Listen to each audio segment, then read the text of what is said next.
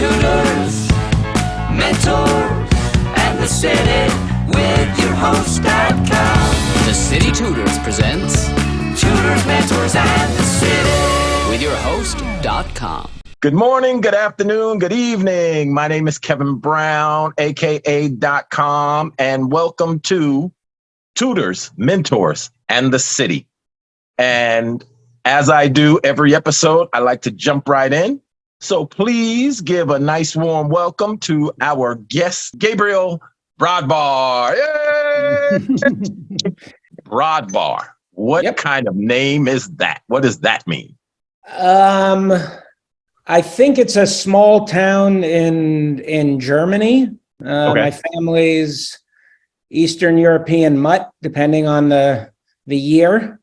Russia, Poland, Ukraine, Czechoslovakia. Take your pick. Those borders were moving around, but the research we've done, as far as I can tell, it's some town in Germany where my dad's from. Okay. Where my dad's family's from. Where your dad's family's from. Okay. So, what about you? Were you born here? Were you born over there? Where are you from? So, born and raised in Brooklyn. Currently split my time between Manhattan and the beautiful Western Catskills, which is where I'm talking to you from now. I did spent a little bit of time in Houston teaching high school and middle school through Teach for America very early in my career. Lived in London for a bit, but very much born and bred New Yorker. Brooklyn. I went to high school in Brooklyn. I went to Brooklyn Tech. Oh, wow. Okay. So I was zoned for Madison and went to Morrow. Okay. Okay. Yeah. So before that, public school, private school, what was your upbringing like? So I did public school my entire life, save for 2 years of junior high school, when my parents sent me to Brooklyn Friends in downtown Brooklyn. The theory at the time was, if we send Gabriel to the public junior high school, either he will destroy it or it will destroy him. So I'm really grateful that the majority of my education was public school, and I'm really grateful that I got to go to Brooklyn Friends for those two years, seventh and eighth grade, and it had a big impact. All of it had a big impact, but that was the right place for me, at the time. Outstanding. So did that imply that you were a troublesome kid? Oh, were you a handful? Yeah. So I was definitely a handful. And when I got out of undergrad, there was this new program called Teach for America, which I'm sure you're familiar with. And I signed up. The Teach for America was maybe 2 years old at that point, and I signed up to teach for 2 years in Houston at an at-risk school for at-risk kids, junior high school.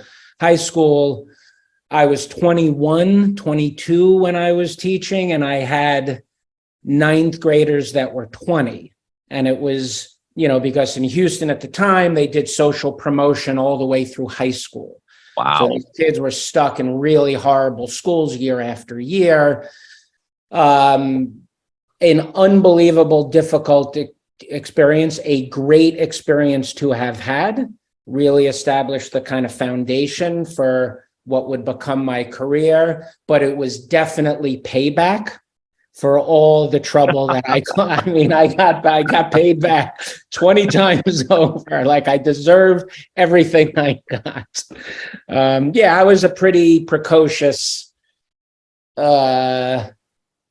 kid. I did really well in school, except for spelling, handwriting, and conduct.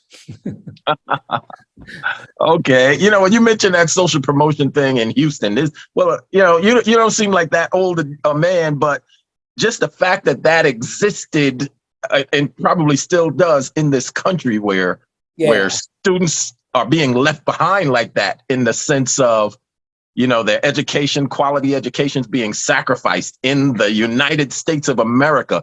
That concept seems so off. Yeah, and I'm very proud of being of Teach for America. I think it's an extraordinary organization. I think it's done incredible things to move the needle in the right direction on education policy. This army of, I don't know what the number is now, 40,000 TFA, alumni and policy positions and mayors on school boards, et cetera, et cetera. The irony of sending an untrained kid.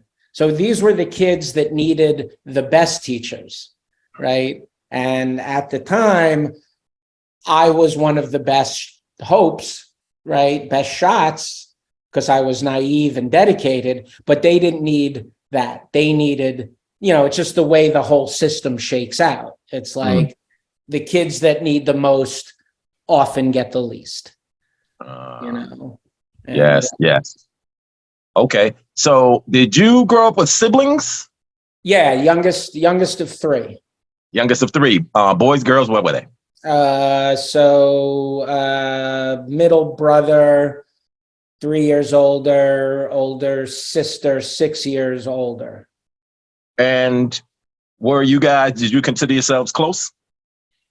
Nah, I mean, we were all very different people and took very different paths, in life. A bit more about, my background, which will probably help explain, how I got started in my career and why I started on teaching. Both my parents, children of immigrants, both were the first in their family to go to college.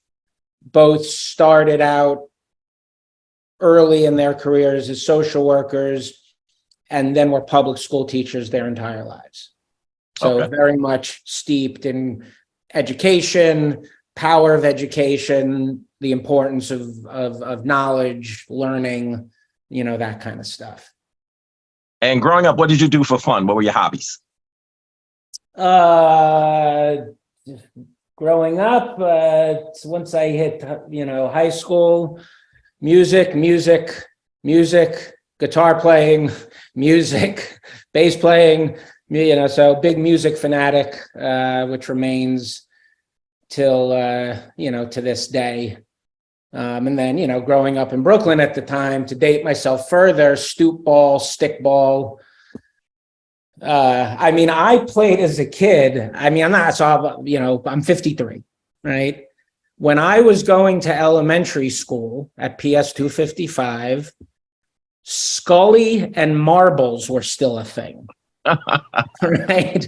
So and I could remember, and you could probably identify with this growing up, before the Atari 2600. So, in Brooklyn, 70s and 80s, it was playing outside, riding bikes. You go out in the morning, you come home, for dinner. But it was all outdoor stuff. And I can remember, I think it was about when I was in sixth grade, the Atari 2600 came out. And I can remember, so when we didn't have one, suddenly I'm like, where is everybody? So I think at that point, the hobbies went from more stickball, to stoop ball, which you can do by yourself if you have to. Right. No. Okay. What about you? So you went to, if I may ask, you went to Brooklyn Tech? Yeah. I went to Brooklyn Tech from the Bronx. I lived in the Bronx. Okay. So it was a mistake. Yeah. Right. So, it was a mistake. It was anywhere. My morning train ride was anywhere from 45 to 90 minutes. Yeah. Wow. Depending on how well the trains cooperated. Right. Yeah. So it was definitely a mistake. And you had the paper train pass, the card. Did they? Yes. Yes. Right. Absolutely. And I fell in love with Brooklyn as a child when my mother would take the kids to Coney Island. Yeah. And I figured I could if I go to high school in Brooklyn, I could go to Coney Island on my lunch break real quick. Yeah. And then come back and catch a class. And I didn't realize that Brooklyn was so huge and they're like 30,000 miles apart. Yeah. So Yeah. So even though Brooklyn Tech was a specialized school and I was quote unquote a smart kid, I made a really foolish decision for Do big you, big blunder. yeah, yeah. So I grew up on 23rd between S and T, so kind of Sheepshead Bay, Marine Park. And so Yes, growing up, we definitely spent a lot of time, in Coney Island. That was a place to absolutely. ride your bike to. And do you ever get out to Coney Island these days?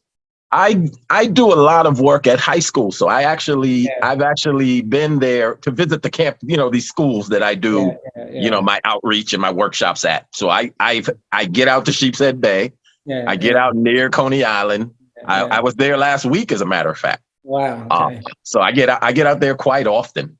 Yeah, yeah. Yeah, Coney Island to me feels like one of the few places where you can still get a sense of that old what Brooklyn used to be. There's still some, sort of organic genuineness, right, and right. it still feels like it did a bit when I was a kid. Not fully, but Yeah, and they still do that hot dog eating contest. The yes. Nathan's. Yeah, Yeah, yeah, that's still a fun watch, yeah, on ESPN two or yeah, something yeah. like that. It's funny you say that because I love hot dogs, right? Actually, treated myself. I grilled hot dogs for dinner last night, but on that hot dog eating contest, I always thought I could be a contender. I don't know if I could like if I could win, but I could definitely compete. I definitely could.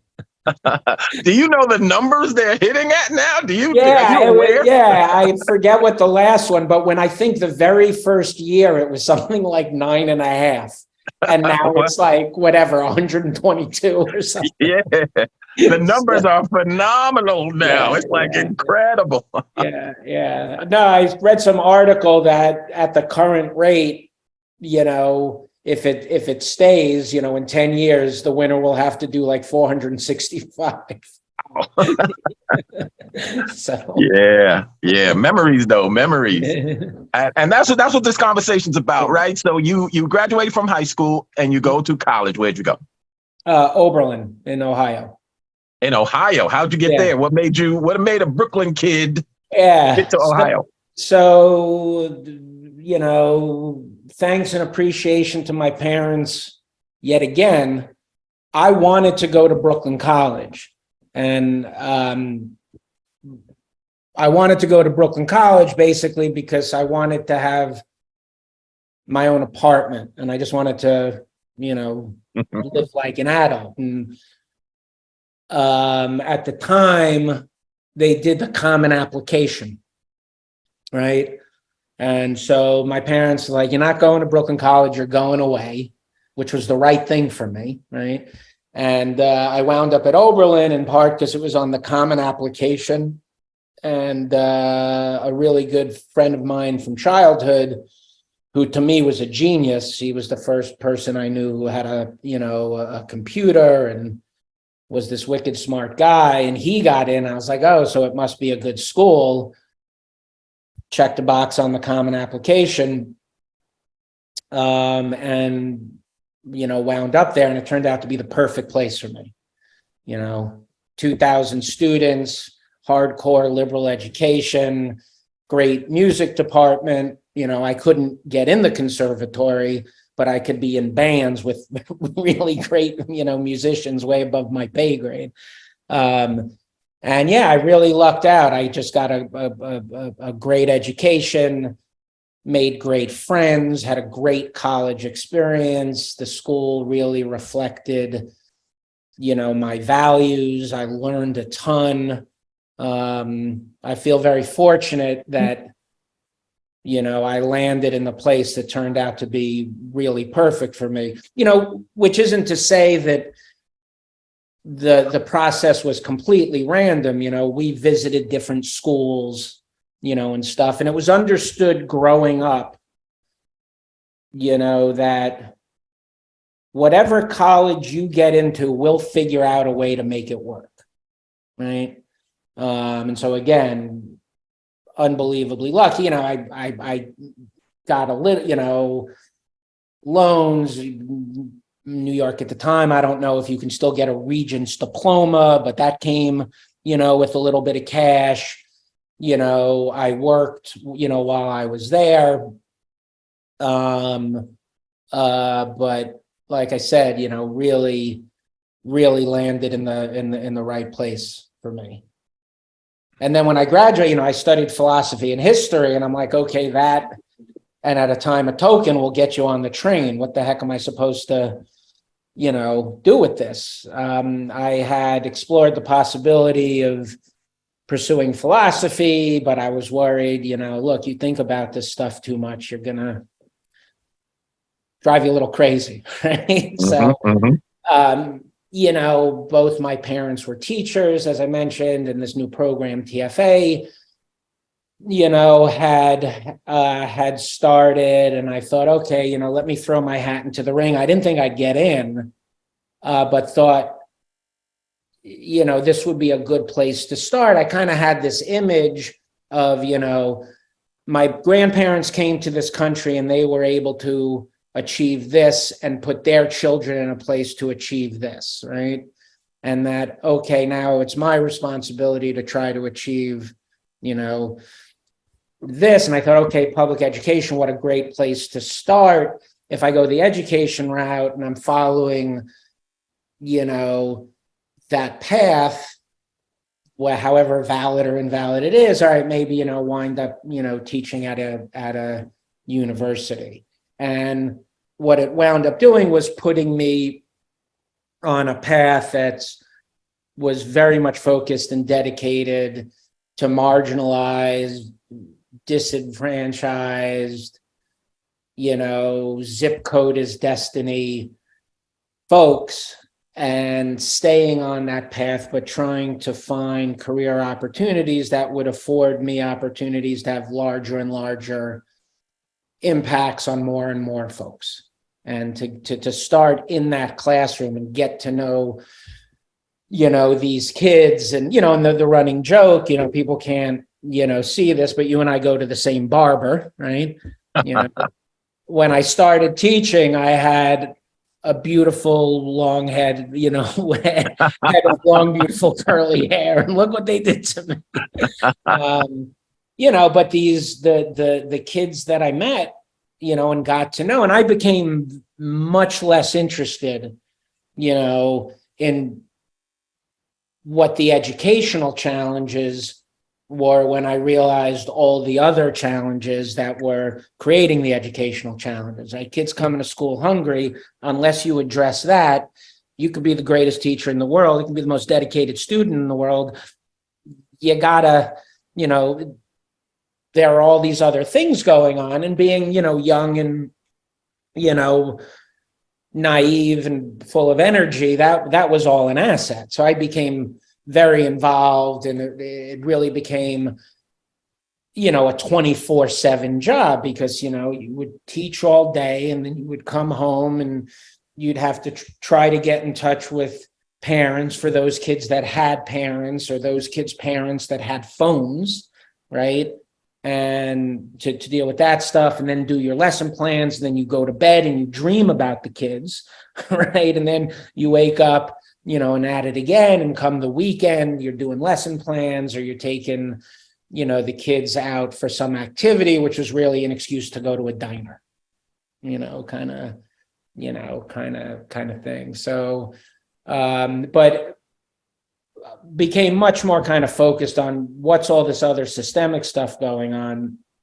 As I mentioned, I signed up for 2 years, I stayed for 3, and was like, all right, I can have influence over these kids to some extent, that go through the classroom. I moved back to New York because there was an opportunity at Pace University Center for Urban Education to run a Liberty Partnership program, which was now, okay, I'm focused on a program that could have impact on the kids in an entire school, right? And that program was designed to make sure that the kids graduated, right? But now, so I went from a classroom to impacting a school.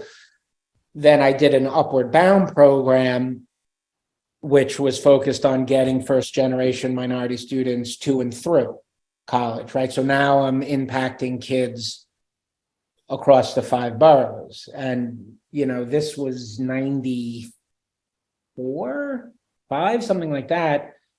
And I'm still in touch. And, they're not kids. They're some of they're like having grandkids, and it's incredible to see, this one's chief of staff for this mayor, this one's, a doctor, this one's, and it's all, those are the great, success stories. For every one of those success stories, there are 25 wasted success stories. Mhm. Because it was just like any other zip code, take one little factor, and change it. I really believe, talent is distributed evenly, opportunity, isn't, which, I also think it's important to remember in any population that you go into, talent's distributed evenly, so are jerks. Right? So are people that really annoy you. So are people like you want to help, but they really make it difficult. So. So to glean from what you said, Mm. zip code impacts opportunity. It's destiny, and in the United States, I think it's largely destiny. It's a proxy for so much: healthcare, opportunity, access to, I do and did a lot of work supporting entrepreneurs. If you want to be a successful entrepreneur, 85-90% of the stuff is generic, right? And then if you're from specific certain communities, or you have certain demographics, there are additional challenges that are specific, to your group, right? So you could be the most talented, entrepreneur in the world. It's a lot harder for Black and brown entrepreneurs to access capital, right? You can track it all back, to zip code. That's a proxy for systemic, racism. It's a proxy for conscious bias, unconscious bias. I don't want to sound too pessimistic. I'm actually more optimistic, than I've been around changes I'm seeing in people's awareness, changes I'm seeing in people's consciousness, changes I'm seeing in access to capital, intergenerational accumulation of wealth. We got a long way to go, but I think the pace of that positive change has increased slightly, in the last, 15, years or something like that. And it's, organizations like the City Tutors and Upward Bound and really well-run AmeriCorps programs. These are the hacks, I think, that can kind of cut through, some of those zip code based obstacles. I've never heard it put that succinctly in reference to zip code. I've never heard it like that. Oh wow! Right. I'm really very flattered. Said both my parents were public school teachers, and my father. You'll appreciate this knowing Brooklyn. My father taught at Eastern District in Bushwick when Bushwick was still Bushwick. He started teaching late 50s, early. He's 95, right? Started teaching late 50s, early 60s. And I can remember him taking me as a little kid, to school with him. And I remember, chaos. And I can remember it was such a long time ago that there were still cars on the streets that looked like they were from the 50s, in any era, right? In the 80s, you saw cars from the 70s and this, right? But he was an English teacher, and he always used to try to teach me. One of his lines was, "Blessed is he who grows one word where two words grew before," right? And it's a lesson I never really learned. Nobody has ever, I'm a wordy person. So I really appreciate you citing me being succinct. Thank you. Yes. Yes, it was. It was. I never heard it. I heard it referred to as communities or neighborhoods or whatever, but Yeah. zip codes makes it a little more, quantitative, right? Yeah. And I picked it up from somebody. It's not original. I bit that from somebody. Well, still, I hear, I have these conversations with some brilliant minds, and I really appreciate that. And again, I appreciate you joining me. But I love hearing, like, there's this old adage, this old question: which came first, the chicken or the egg, right? Mm. So with that concept in mind, are there people who think that way? Like, did the concept of depriving opportunities to a zip code come from a person that creates that scenario, or did that come from research and the scenario informed the people at the top? And there was that question. Yeah, so I think that's a great question. I mean, I think it was real policies. It was conscious, redlining was a conscious policy. Robert Moses making underpasses too low for buses to pass under was a conscious decision. I think a lot of the systemic stuff were deliberate, conscious policies, born of conscious and unconscious racism and all of these dynamics and the division. This is a gross oversimplification, but I think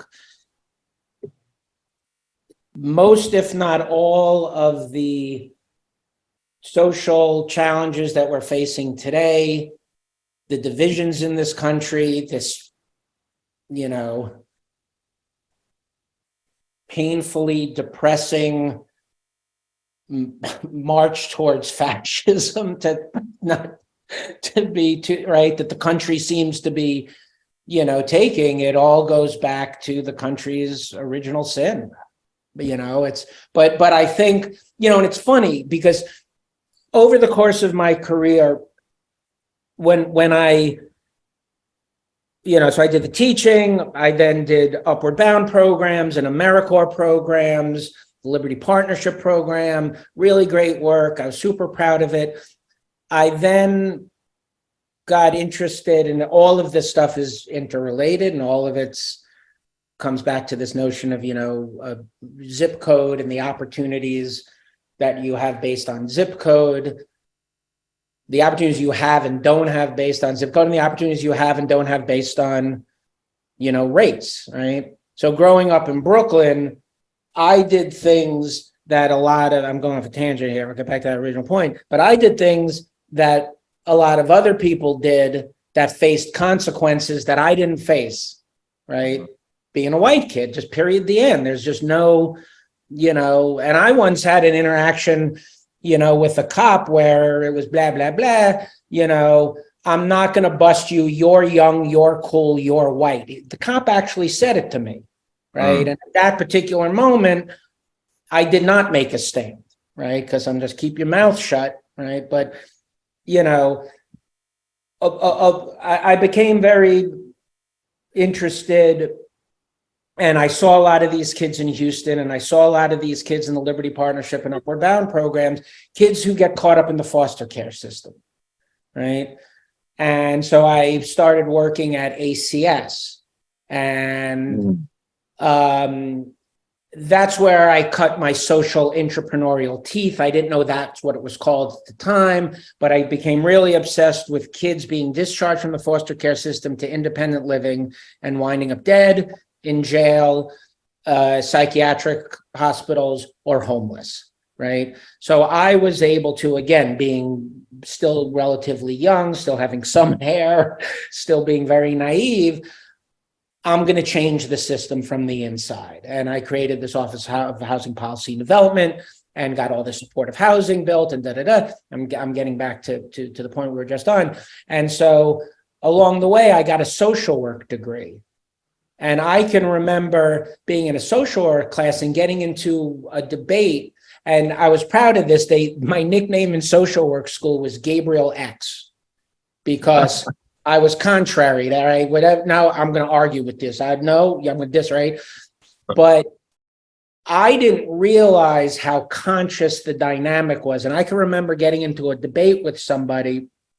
We were talking about the phenomenon on why is it that there are more Black kids in special ed, right, than white kids? Why is there, right?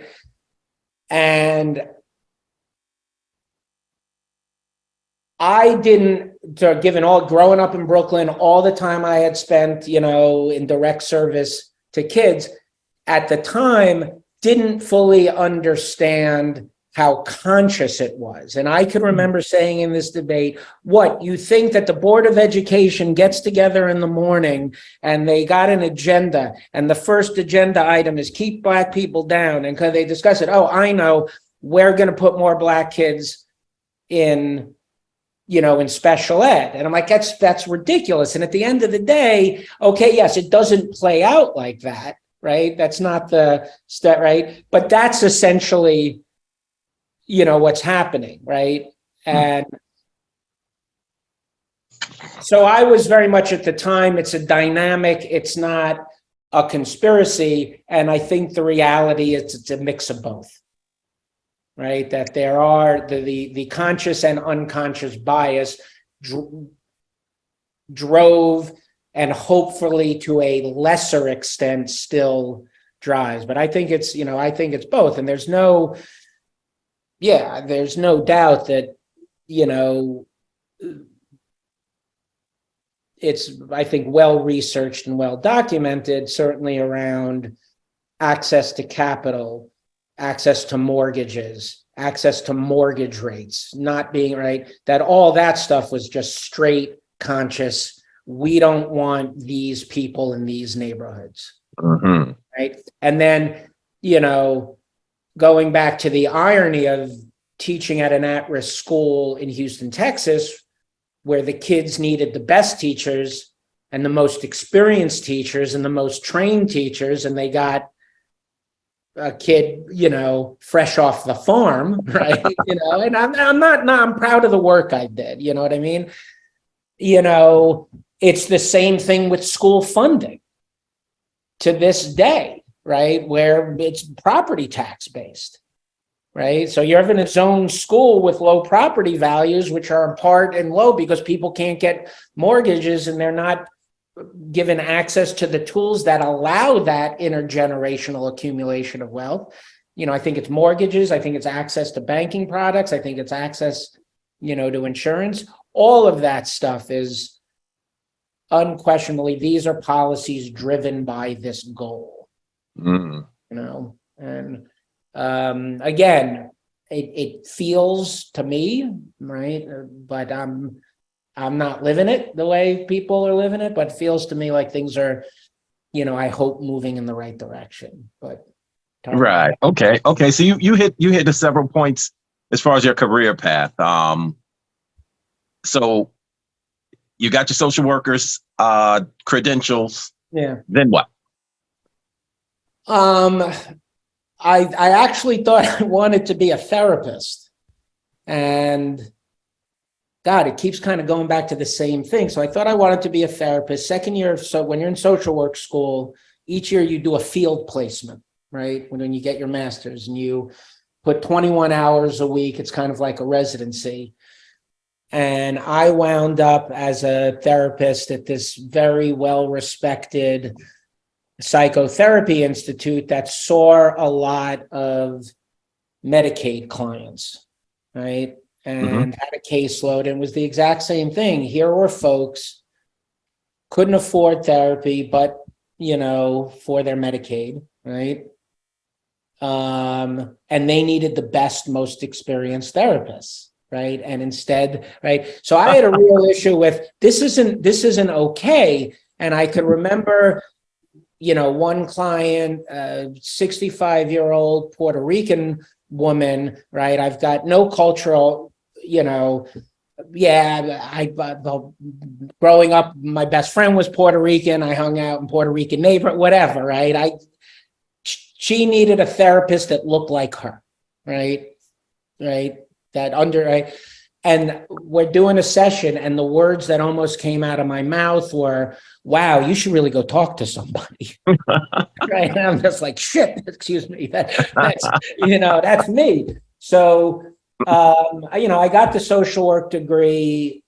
I definitely think it was valuable in terms of the homeless work I did and the policy work that I did. But then when I was at ACS and I was trying to get more supportive housing built, I went to business school to get an MBA, and all CUNY. So I went to Hunter to get the social work degree, and I went to Baruch to get, the business degree. But it was interesting because, I'll mentor people, and they'll ask about, how did you design such a neat, and tidy career trajectory? And I was like, it didn't feel like that. At the time, it was like, all right, I want to do this. What do I need to do to be, it really felt like a pinball. And it was only in, the calm light of retrospect that, oh yeah, this really turned out to be a nice, clean, arch. Trajectory. Okay. So all of that took you where? Where are you now? What are you doing now? So I'm other than trying to figure out what I want to do when I grow up. So I was at ACS for a number of years, focused on housing policy. I left to do consulting work for a place called Dartington I that did community-based needs assessment tools, performance-based contracting, what they're calling social impact bonds now. It was very much, so now I can conceivably have impact, globally, did that work for a while. And then in 2005, I started the social entrepreneurship program at NYU. So they got a big check from a very generous donor. I had never heard the term before, but I was like, let me understand this. You're going to give me a big budget. You want me to scour the globe, find great talent that people aren't overlooking, give them money so they can come to New York University and help them become change agents, and you're going to pay me for this? And so that was just an extraordinary experience. I did that through 2018, and then I left to put my money where my mouth is and start my own business. So I had been catalyzing entrepreneurs and social entrepreneurs for the preceding 14 years. And then I started a company called Catskills Carriage, which, for folks in New York, it was the Hampton Jitney for the Catskills. And that was going really well. And you can imagine what COVID did to a transportation company. I stayed very involved in the social impact space while I was doing the business. The business was not a social enterprise, right? And I didn't pretend it was a social enterprise. It had principles committed to the economic and environmental health of the Catskills baked into it. And I saw this as an opportunity for workforce development for a pretty depressed economically depressed region. But it was a for-profit, but I still stayed very much involved in the social impact space. The company's just kind of coming out of, at first I said when the pandemic hit, it's taking a nap. And then as the pandemic wore on, I said it's in a drug-induced coma, because it's like nobody's right. I wouldn't want to get on a bus at the height of COVID. And so I've been doing a lot of consulting work, a lot of volunteer work. The consulting work focuses on using entrepreneurship focused on getting entrepreneurship tools and resources into the hands of Black and Brown entrepreneurs. I'm also very interested in the role that entrepreneurship support can play for returning citizens. And over the years, I've been very fortunate to build a pretty robust and eclectic and very engaged network. So some of the work I really enjoy is going into my network and leveraging the connections that I have to create coalitions that are deeply committed to a particular issue, have expertise in that issue, have lived that issue, and then kind of knit together. Here are the people who have lived it and are running the best programs. Here are the people who can write the checks. Here are the people who have real inroads to very serious policy folks, right?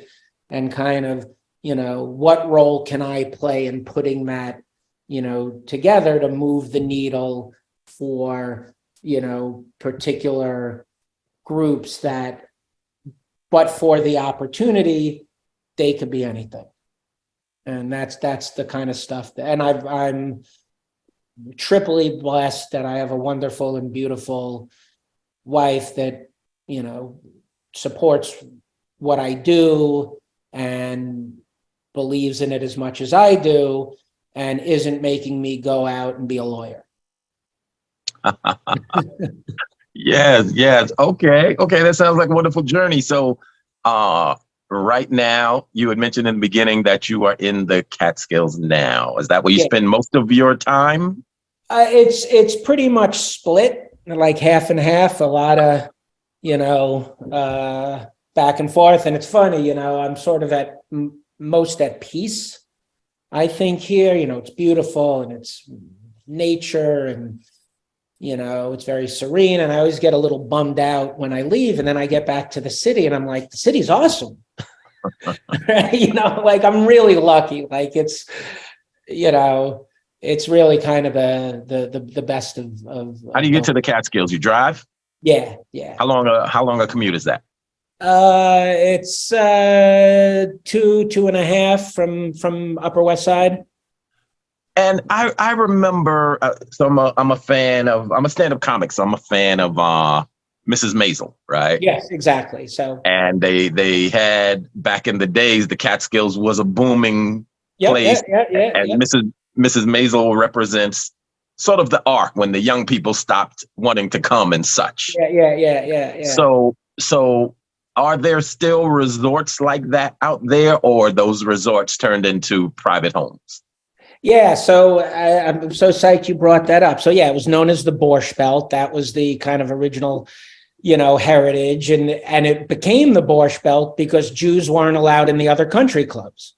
So Jews were like, well, we're going to make our own country clubs. And I'm gonna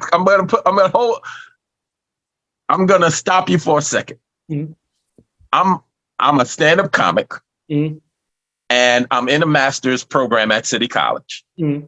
and I'm doing my master's on urban comedy right now because I lived it, right? I lived it, and I'm going to get accurate research. I'm doing accurate research. So even though I'm clearly biased, I'm using multiplism. I'm citing my sources. I'm doing all kinds of qualitative research and quantitative inquiries and such.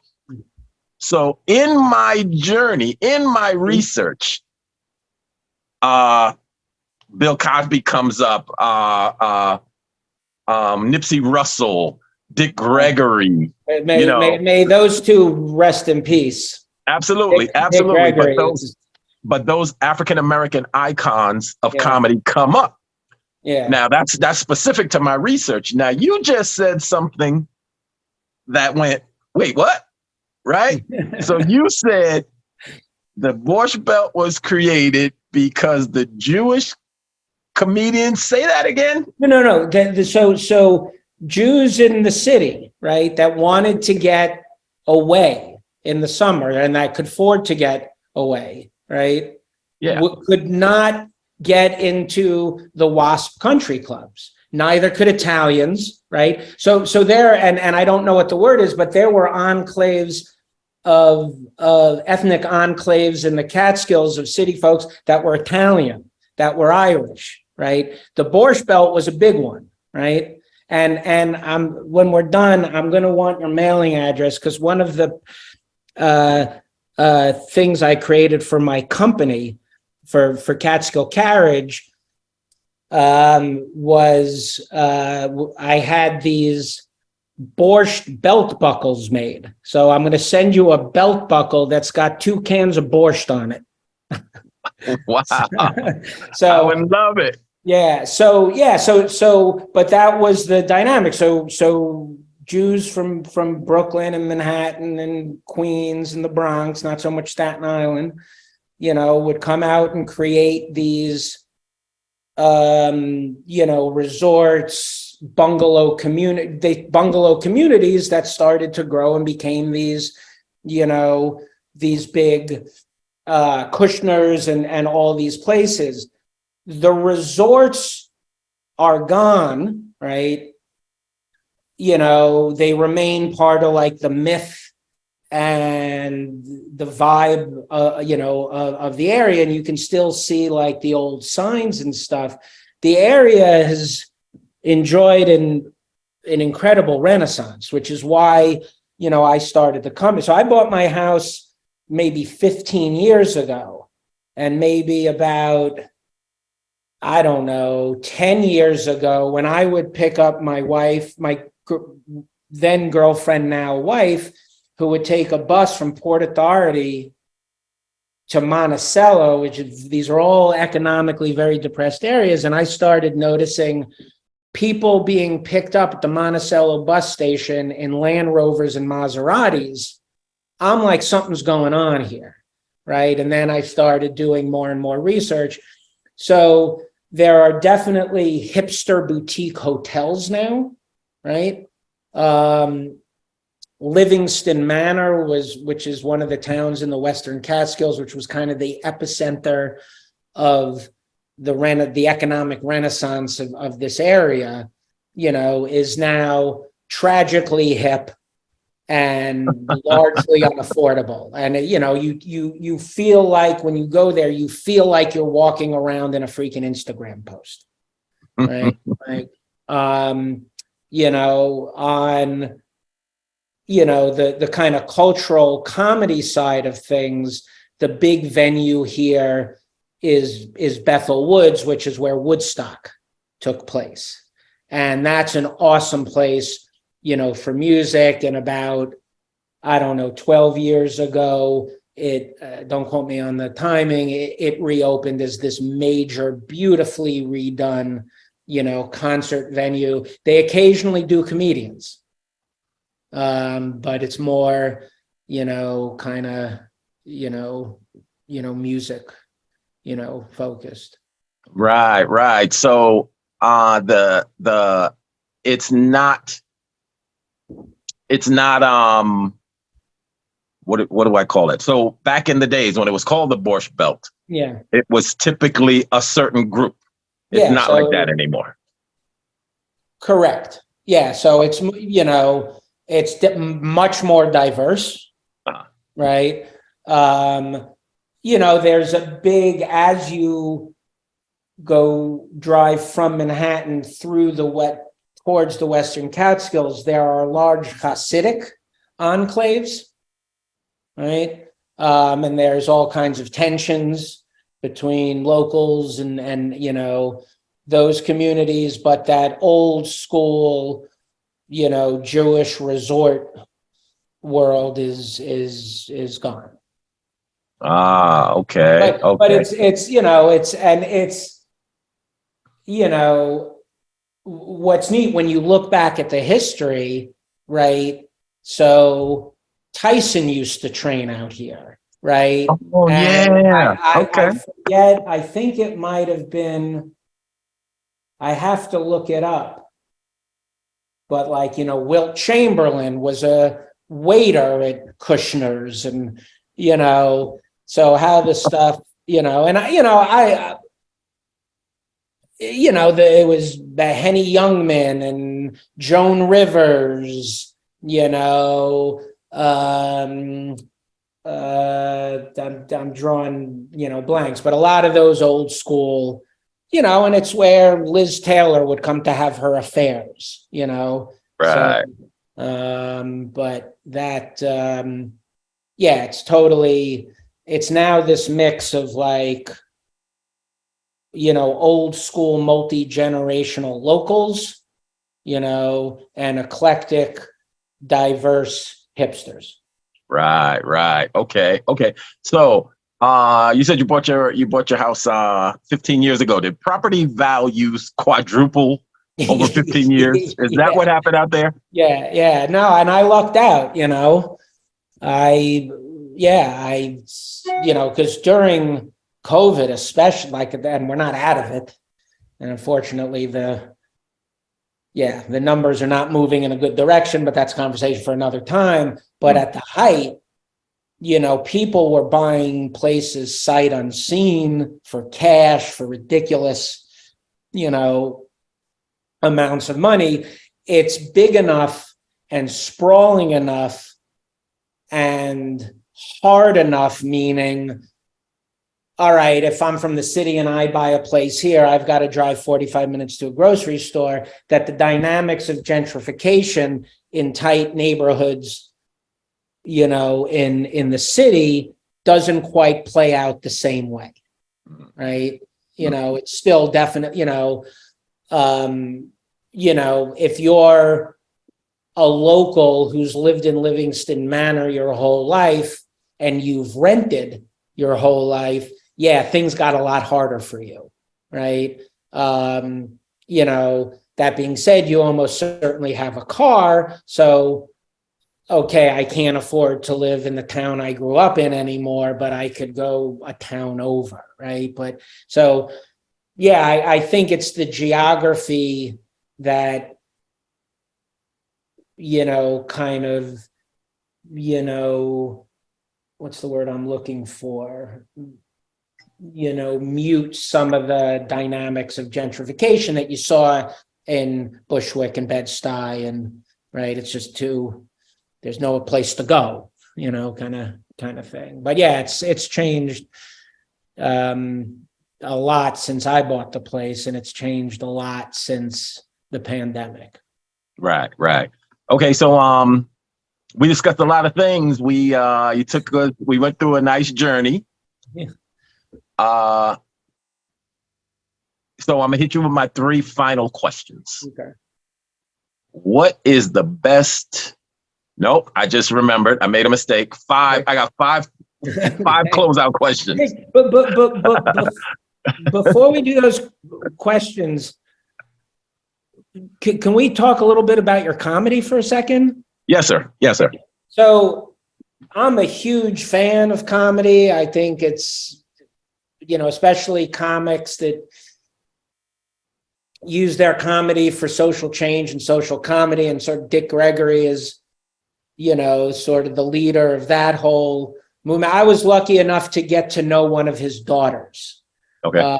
But he's a real hero of mine. Tracy Morgan, who I know you work closely with as an actor, Chris Rock. It's not so much of a question as much I'm in awe of the guts that comics have to get up on a stage and be that flippin' vulnerable and put it out there, right? And going back to the start of the conversation, I was the class clown. That's why I had to go to a kind of special school for a couple of years, right? Mm. And the thing that kept me from trying to, make it as a comic was just the absolute fear and knowing that bombing is your university. You have to get up and bomb. And I'm like, how do you do that and then get up the next morning? It takes a while for comics to realize that and learn to live with it, right? I was teaching a comedy. I created a comedy course to teaching in public schools. I became a vendor for the Department of Education, and I was teaching the kids comedy. That's awesome. And there was the one thing that I did not prioritize. Yeah. And after I taught it about 5 different schools around the city. And at the end of the program, at the end of the year, I realized that I should have prioritized fearlessness. Yeah. Right? Because kids, they're under peer pressure, and they, when I'm training them in the classroom, they're great in their class, in their little circle. But when you introduce a comedy program, of course, the principal's going to say, "Hey, at the end of the year, we do in the auditorium, and we do a show for all the students." Yeah. And they all chickened out. Every last one of them chickened out. Wow. Fearlessness is the most important thing. Yeah. If you can't overcome that, then forget it. Right? Just absolutely pack up your bags, get out the room, go home. Go get your social worker certificate, right? Go find a safer path. There's, work at the post office. But that the fearlessness of overcoming that vulnerability, it's everything. Yeah. It doesn't matter how good a joke writer you are. So I submerged into the academic arena recently, I recently got my bachelor's, I'm going for my master's, but I'm also creating a one-man show. Oh, wow. Using some of the techniques that I learned from, graduate research, right? Graduate research techniques. So I plan on premiering my one-man show next year, February, for Black History Month. But I'm nervous, right? Yeah. I'm nervous, and I'm going to be nervous. Yeah. And then I have to overcome it. And then I just have to go. And it's just one of those things. When I was at NYU, we had a really big speaker series where it was simulcast with abcnewslive.com globally. And we got Cornell West and Elie Wiesel and Chuck D and a very eclectic Wendy Kopp from Teach for America, Paul Farmer from just the rock stars of social impact. Massive global simulcast. In terms of the number of people physically in the auditorium, it could be 200, it could be 800. And I had to, do welcoming remarks. And I must have done 50 of these things. And it was always nerve-wracking. And it always went real bad. And we once had Van Jones doing a fireside chat with this brilliant guy named Trabian Shorters, who runs a great organization called Black Male Engagement, BME, National Organization of Black Leadership. He's very focused on intergenerational wealth accumulation and transfer. And I was sharing this with Van Jones, and Van Jones was like, "Look, man, it's part of the job. Figure, like what you said, figure it out, right? Or you're not going to be able to have the impact that you want to have in this way," which I think I'm encouraged when I hear people like you own up to the fact that it's nerve-wracking. And even some, my musical heroes, right? When in interviews, with them about, I've been doing this for 35, 40 years. And right before I go out, I'm incredibly nervous. Now that once they go out, it's instant, Oh, yeah. So as my mother would say, in my next life, when I'm rich instead of beautiful. Well, it's not too late. I went back to college after 30 years, so it's not too late. But I tell you what, there is a difference between what we do and Van Jones, because Van Jones doesn't have an expectation of humor, right? He can be informative, but he doesn't have to make you laugh. He doesn't have to kill, right? That's true. That's true. So we have that expectation, and that's what makes it, a little more problematic. And I remember somebody telling me, when I first started getting booked, I'm on 30 Rock, I'm getting booked as a headliner now. Right. And I was like, oh man, I have to write 45 minutes of material, and a more seasoned guy who had never made it. He was seasoned, but he was not successful. But he did say to me, don't write a 45-minute set. Write 3 15-minute sets, right? Mm-hmm. And that approach changed everything, right? Yeah. Yeah. And then you learn, don't eat before your big shows, right? So, because if you don't eat that day, there'll be nothing to poop out when you get nervous and get the bubble guts right before you go on stage. So it's little techniques like that. But I know guys like that, like Bernie Mac. Yeah. Bernie Mac would get nervous at the height of his career. He would get nervous and have to go to the bathroom and regurgitate. Yeah. Right. Yeah. It's big on, because you hit these milestones in your career. Even when you're at the very top, there's something else. Yeah, because I guess the else. Expectations are ratchet. Absolutely. Right? Now I was here, so I had to deliver that. Now this is the top. If it's not, there's a certain comfort in being anonymous, right? Because if nobody knows me, like I have fans of 30 Rock, who know my name, excited when I come in the room. But then there's a whole nother community, typically the Black community, that did not watch the show. Yeah. So I'll walk in and I'll perform, and they'll be like, "Oh, that big man was funny," right? Big man was funny. They had no expectations. They don't know how seasoned I am. They don't care that I was on TV. Yeah. And so when I give them the performance the type of performance that I give, very high quality, very seasoned, very experienced, they're like, "Oh yeah, big man, what's your name again?" and they appreciate it, but they have no idea. So in their mind, it's not, "Oh, I saw Kevin Brown have a bad set," because they don't know who Kevin Brown is. They don't care, right? Yeah. So that anonymity, protects us. It's like when an artist puts out a tweet and all of a sudden he gets canceled. Yeah. If you go check his his history, you'll see he tweeted that thing 16 times already. Yeah, but nobody noticed. And nobody read it and nobody cared. Yeah. But today they care. And that's the end of your career, right? Yeah. But it's a thing. Yeah, well, just one last question, if you don't mind. No mind. Do you come across good comedy writers that never cut their teeth on a stage? Or is it to become a comedy writer like, no, you really have got to at least tried it, and maybe you tried and failed and realized, okay, I'm a good joke writer. I'm not the person who should be delivering it on stage. No, there's a ton of good comedy writers. As a matter of fact, I would classify a lot of these internet sensations as good comedy writers, because they have no stage history. They have no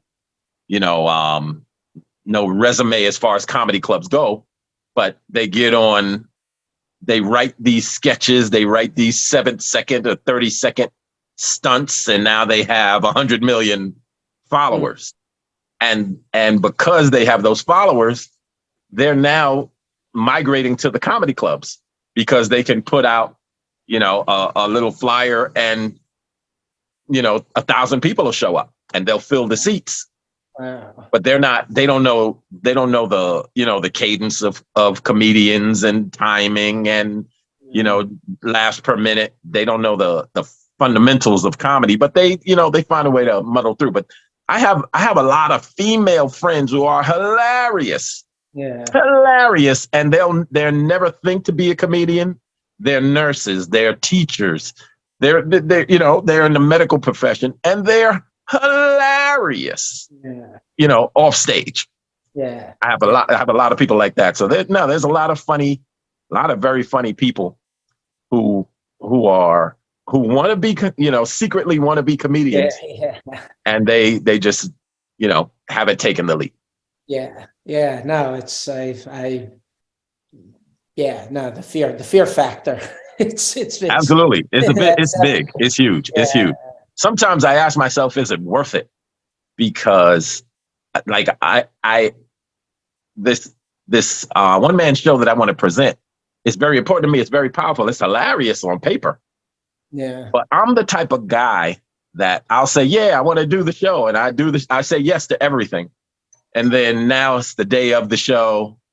And now it's the show's in a couple of hours. And I'm like, oh, why did I agree to do that? I'm not, Yeah. I don't even feel like leaving my house because I love my house. I'm so comfortable. Yeah. I'm so comfortable in the little environment. You know, you get to a certain point. All I need is air conditioning and a place to park my car and, you know, internet and cable. And I'm a simple man. But sometimes I just don't even want to leave my house. But that's one of the reasons that academia has attracted me, because I recognize my responsibility to young people. Yeah. I recognize that in most careers career paths that I took, there was no real blueprint, or there was no blueprint accessible to my zip code. Yeah. So I grew up in a Wild West scenario. And I don't want these young people. I don't want my daughters. I don't want the nephews. I don't want the sons to have to, you know, blindly feel their way through, because guys like us, we played the game already, and we know where all the cheat codes are. We know where all the boosts and the pellets, you know, the power pellets are. We know what boulders to look under, but we have a responsibility to pay that forward. And I recognize, you know, that responsibility. Yeah. But look what you did. We're not even going to edit this part out. You hijacked the interview and you started interviewing me. And I'm telling you right now, I don't appreciate it. No. I'm kidding. I'm absolutely kidding. Because we'll edit my answers out. Knowing the guys that run the company, knowing Gary and Michael and Tom and everybody, they won't. Knowing them, they won't. But so they're very authentic. That's why they're so awesome, and that's why the City Tutors is so great. Yes. And I tell you what, so you were concerned, you expressed a concern at the beginning of the conversation whether we would even find so much to talk about, right? Mm-hmm. And I always, that's why I told you don't worry about it, because we've been on the call for an hour and 10 minutes now. And I still didn't ask you these last 5 questions, right? Because somewhere in my interviews, mm-hmm. we always find a thing. I'm always in search of the thing. Mm-hmm. The thing that excites you, right? Mm-hmm. So the interviews always start out a little guarded, you know, answering the fundamental questions, but somewhere in the thing, we find that thing that lights you up. And we found that within this interview. I don't know if you noticed the moment, but I noticed the moment. But that being said, questions just for the record, right? I'm gonna ask you these questions just for the record. Have you ever needed a tutor? Yes. Very wasn't the world's greatest test taker. And was fortunate enough to have parents that were able to figure out a way to send me to Princeton Review, say for the SATs, for example, which is why I felt a responsibility with Upward Bound. All those kids got free Princeton Review, right? Because I wouldn't have gotten into the college that I got in without it. But yeah, so the short answer is yes, and it helped me tremendously. And I had the opportunity to provide that opportunity for others, which felt great. Okay, excellent. Have you, who were your mentors? It's, this is going to sound goofy, but, certain dead music heroes. Jimi Hendrix was my, I had a Hendrix radio show in college. I think, music and books, my father to some extent, but I can't off the top of my head point to a particular, and there's got to be people that I'm leaving out, Yeah. That's my gut reaction. I could name all my elementary school teachers, and some of them I can remember quite fondly. Mhm. some of them I could remember not very fondly, right? But yeah, I think I would say, musicians, books weren't individuals that I could talk to as much as artists that I got stuff from, and comedians. I grew up loving comedy. I listened to, the comedy channels on Sirius all day. Like when I drive between Manhattan and the city, there are like 7 comedy channels on Sirius, and I just scroll through them. Okay. What was the best advice you ever received? It's probably from my father. 2 things, it's not the arrival, it's the journey. And life ain't no dress rehearsal. Okay. Okay. Now, does that qualify him as your mentor? I mean, I learned that, Or is that just father? My father was one of the nicest, funniest, smartest, level-headed, calm, even-keeled human beings I was ever lucky enough to know. He's one of those people where I feel like if everybody in the world was like him, it'd be a better planet. And and I'm going to qualify by saying I can't say that about too many of my other relatives. Right? Outstanding. My father was my hero. He was my absolute hero, my father. What's the best advice you have to offer to young people, your younger self, the young people you mentored? What's the best advice you could offer? All this stuff is going to come off sounding cliche, but, not sweating the small stuff, the wisdom to know the difference. There's one, this Maya Angelou quote, right, which took me a long time, to learn. When somebody shows you who they are, believe them the first time. Learn, the power of not giving up your powers as early as possible, right? That there's, you've got more power over the degree to which somebody takes your power than you probably understand. And I think that goes for all kinds of people over all kinds of walks of life at all kinds of ages. There are people that are living in the community that my 91-year-old and 95-year-old parents are living in right now, that they're still learning it. And I guess never stop learning. Mm-hmm. I think those would be some of the important lessons.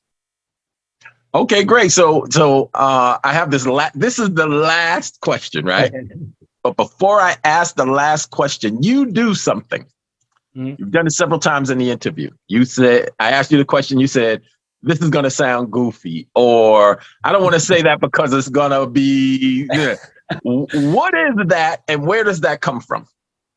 I think that, all right, so that's it. So not only am I going to have to send you the belt buckle, but I'm going to have to send you a check for the therapy that you're providing. Which isn't that what comics really do for an audience? That's what we do. That's what we do. I think it's there's this, and I think it was a Bernie Mac line. My comedy is born of pain. Uh-huh. Right. And I think there's truth to that. And I think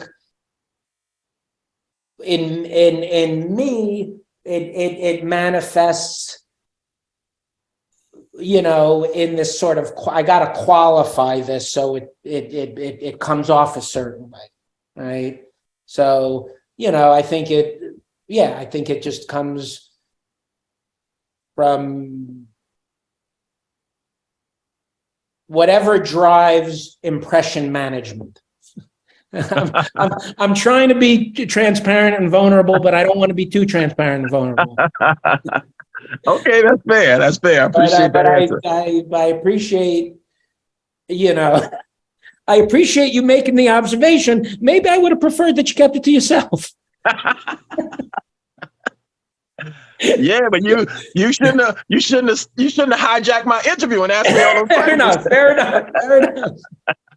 You know, no, but I No, think it's a really good point, and bringing it kind of full circle to the, you know, to the city tutors. The thing that makes a good mentor-mentee relationship is it's got to be authentic, and there's got to be, you know, there's got to be trust, and if that, and there's a direct correlation between authenticity and trust, obviously, and if you can't, you know, have that the